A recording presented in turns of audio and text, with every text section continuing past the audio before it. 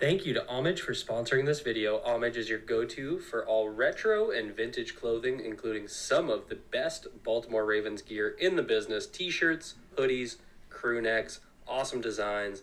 Personally love the NFL Jam collabs they have.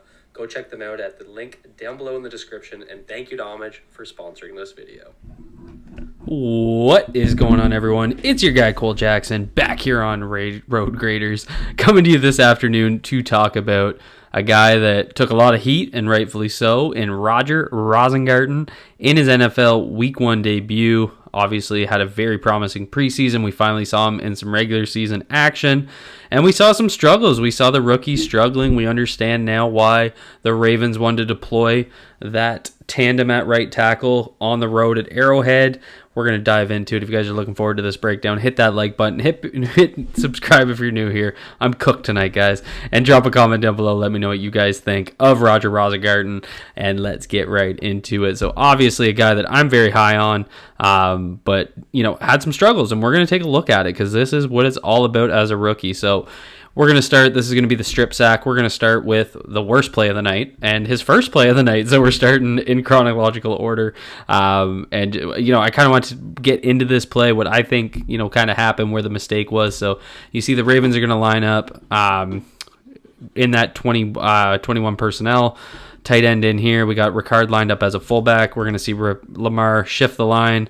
Ricard comes down, so now we got two tight ends, and you're going to see a shift from the Chiefs defense.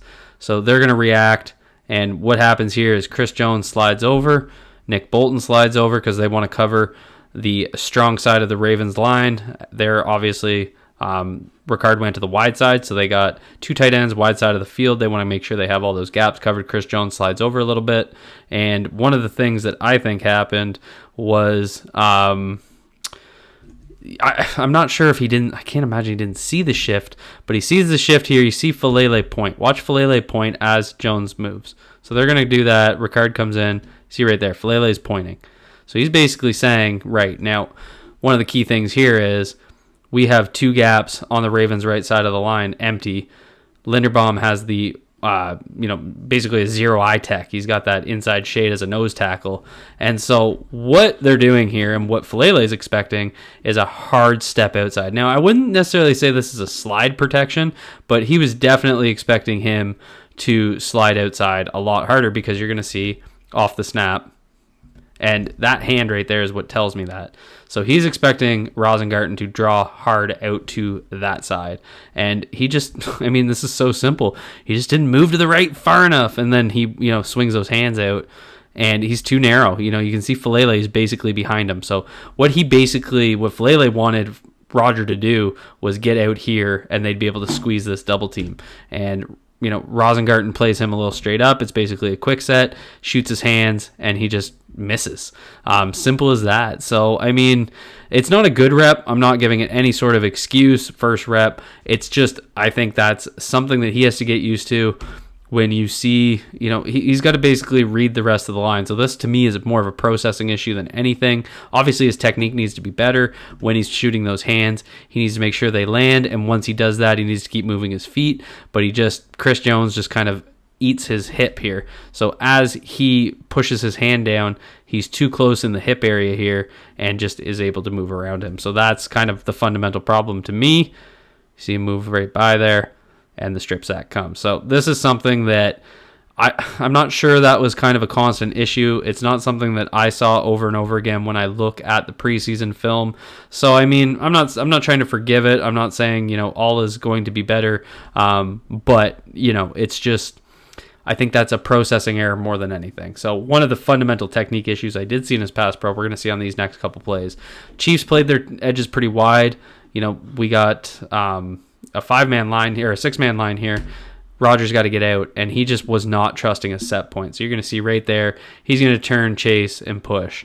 And this was something that kind of happened a few times in his 12 pass set. So this, and again, like this, he just didn't do this in the preseason, right? So we want to see him 90-degree set, so he's going to be moving backwards like that on that 90-degree line. But it's hard to, justify the turnaround. So he gets out and he panics almost. And he just wants to push him out the back of the pocket. So does Justice Hill. Obviously, Falele giving up that inside pressure on the inside didn't help. But it creates that step-up lane for Lamar, which was fine. But, so, I mean, I wouldn't say this was Roger allowing a pressure, but it just looks like he's really not trusting his set point. Because if he can stay a little bit more vertical, he can just ride that rep a little bit quicker. So that rep wasn't a problem, but this was him turning and chasing became a bit of an issue. So here we're going to motion it likely away. We got a 5-man line, and we're going to get out, and then we're going to go chasing again. And that, was sort of pressure allowed by him, right? Because he's going to get the help from Henry, which is fine, and Lamar's going to step up in that lane. So again, chasing. We saw him in the preseason where he'd take a quick step like that and then get out on a quick step, but he still would maintain that kind of horizontal line, and instead he's reaching, he's lunging, and he's getting that help. So I know that's something Rosengarten wants to do. He wants to play aggressive. He wants to get out and get his hands on you, but I think he's just panicking here and chasing rather than trusting that he has enough speed in his kick step. So ideally what we'd want to see here is an extra kick step. So kick right here, one more, and then turn and get aggressive. And it's almost like he doesn't trust that he's quick enough, and I think he is, especially against George Karlaftis. So that's something that I think just needs to come with more confidence and more reps, and that's why I want to see him keep playing. We're going to see it again here. He's going to get into that kick step. And a little bit better, So this is kind of what I want to see from him.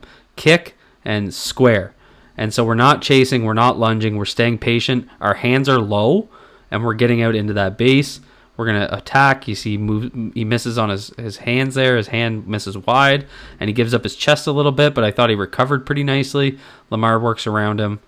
Not too bad. Obviously Leo Chanel being the late pressure man here. Daniel Falele missing him as the scramble comes. I still think that pressure was part of why Lamar, and it was him missing that hand. So again, we're seeing some other technical issues, but his feet were a lot better there. And here we're going to see a much smoother set.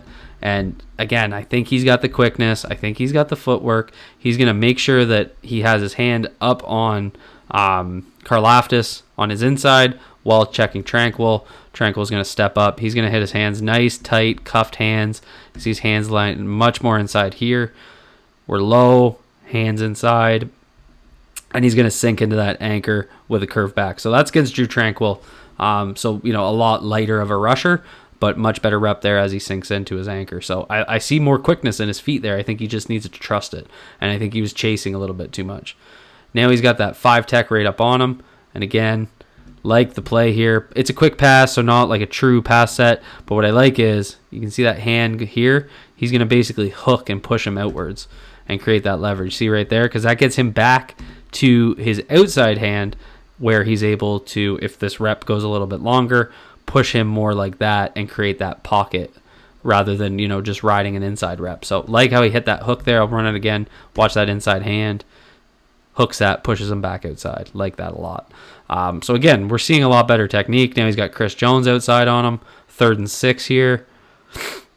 And there's that attacking. So this is what I want to see. This is what we want from the kid.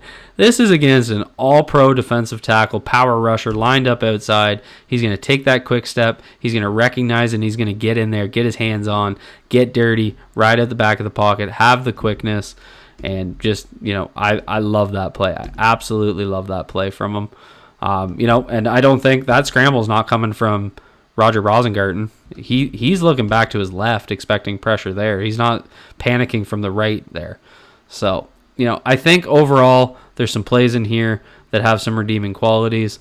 I think he needs to trust his feet a little bit more. I think he got a little too panicky. Again, that first rep, I don't think that's going to be a constant problem. It does show where he needs to be very precise with his hands, where he does have a low margin for error, but it's not something I'm going to expect to see every week. I think he just needs to process better.